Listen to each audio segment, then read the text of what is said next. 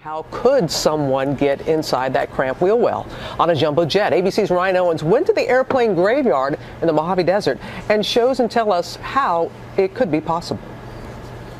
Walking under the belly of a 767, you really, first of all, get an idea how massive this plane is, and second, how difficult something like this would be to pull off. Why? Well, just take a look at the wheels. The mechanics here tell us each one of these things weighs several hundred pounds. There are 4 of them here. The landing gear, all of this together, several thousand pounds, a couple of tons. So yes, it's possible to climb up something like this, but then what?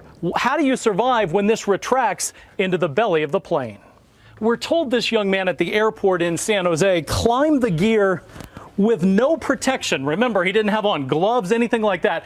Look at my hands after I've just been climbing on this old 767 for a little while. And then at the airport in Hawaii, the witnesses say he didn't have any grease or any dirt on him. Seems almost impossible. While it's certainly possible to climb these gears, the question is, once you get up here, where would you put a body, even a small teenage body? Let me explain something to you. This white door right here, this drops after takeoff so that these huge wheels can retract into the belly of the plane. There is no room inside there for much of anything other than these wheels. Wow. Our thanks to Ryan Owens. We're going to bring in ABC News aviation consultant John Nance right now. And people have just watched Ryan Owens right there up close and personal. And we heard David Curley just moments ago saying 24 hours later, many still scratching their heads. You've had some time to sit with this now. What are your thoughts this morning?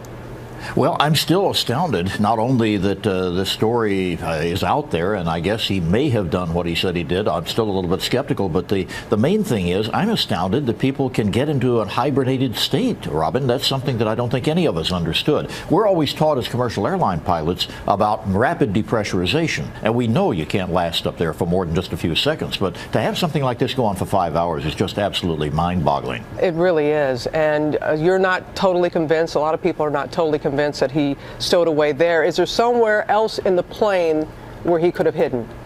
He could have hidden, I suppose, in a baggage compartment. He could have even gotten in what we call the E&E compartment, although that would be problematic because he would have had to know how to open the door, etc.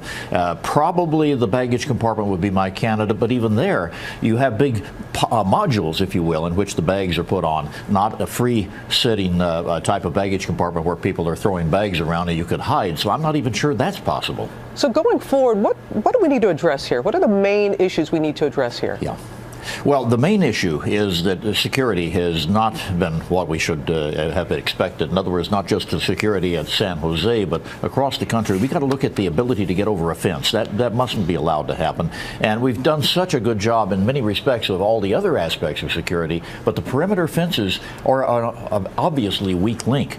I think that's the biggest lesson out of this. A huge, huge red flag, to say the least. All right, John Nance, thanks very much.